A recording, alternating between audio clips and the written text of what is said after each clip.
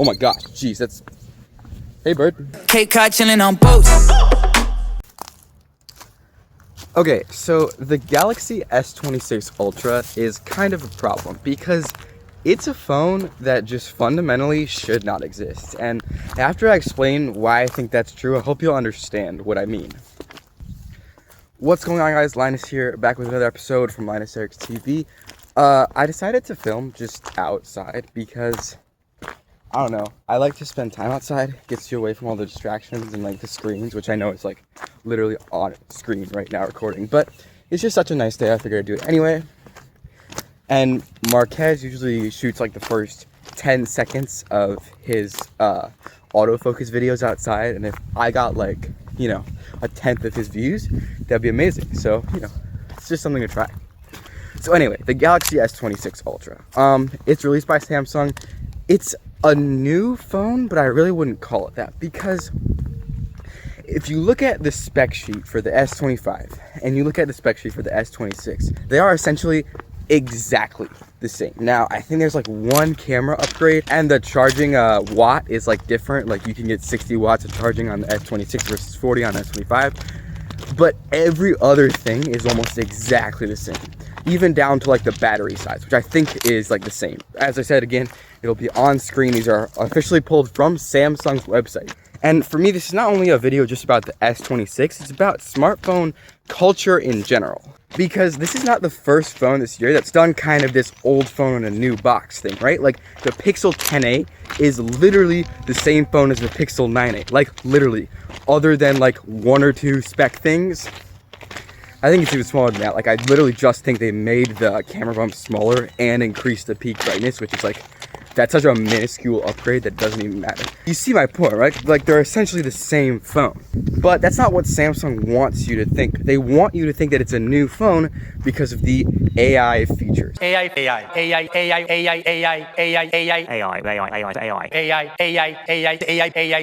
Which is like, we the people are ticked off, brother. The smartphone companies have lost the plot. We do not want the AI garbage in our phones. I've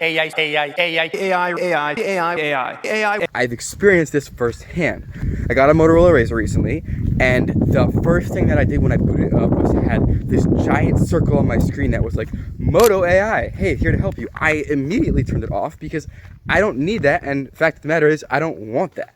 I am a human. I know how to use Google. And even if I didn't, I could hold the side button and get Gemini in like 5 seconds. I don't need any more AI features. I don't want to AI my photos to make myself look more attractive. I just don't want that. And it's so just frustrating, this AI crap that they're shoving down our throats because we don't want it.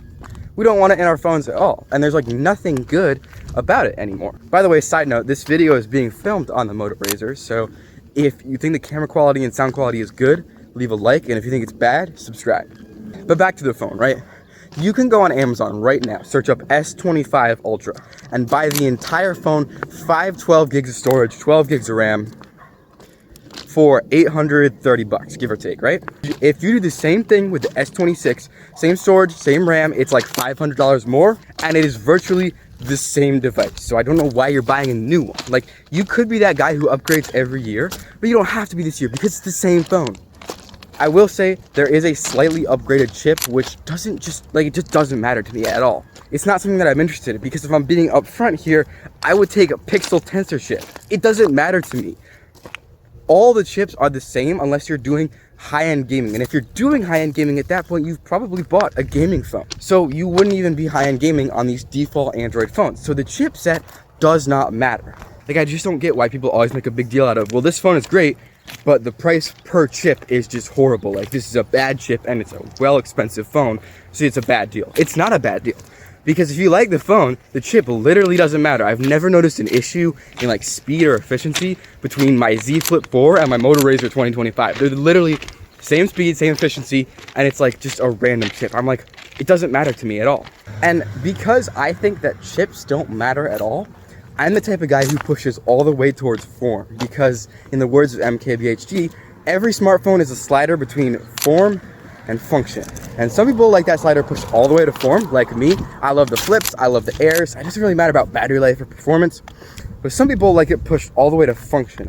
I've heard the analogy of like a Lamborghini and like a random Ford. Like the Ford, super reliable, gonna work every year, every model. It's the same car, but it's gonna work just as well as last year's model. And people like that in their phones. S26, new model, minimal upgrades, but it's gonna be just as reliable as my S25. Whereas for me, if I get a Z Flip 5 that's the same as the Z Flip 4 except for a spec bump, I don't like it. I want something new and creative every year, which is why I gotta give props to Nothing, because they stuck with it and they're making new phones every year. Sure, the Nothing 3 was pretty bad because for the price they were charging, you could get an iPhone. But if you're like me and you don't care about like iPhone performance, I'm taking the Nothing Phone 3 because it looks freaking awesome. And Nothing continues to do this, and it's the same like the Google Nexus. Like every year you got something completely random and completely new. And it was awesome because they were just pushing that slider all the way to form and ignoring the function. And every single phone is essentially the same internally. It's got a nice sized battery. It's got a good chip. It's doing just fine. So why don't we just push the slider all the way to form? Samsung can keep making their S25s and S26s because there's always going to be a consumer out there who wants like the normal phone. They want the return to reliable. It's gonna work just the same as it always has. But then there are people like me who like the orange iPhone, who like the Z Fold 7. Those people are not being satisfied because those phones are just such minimal upgrades every year. Push the slider to form a little bit and just see what happens. Thanks for watching. Thanks for subscribing. Catch you in the next one. Peace. Cape Cod chilling on boats.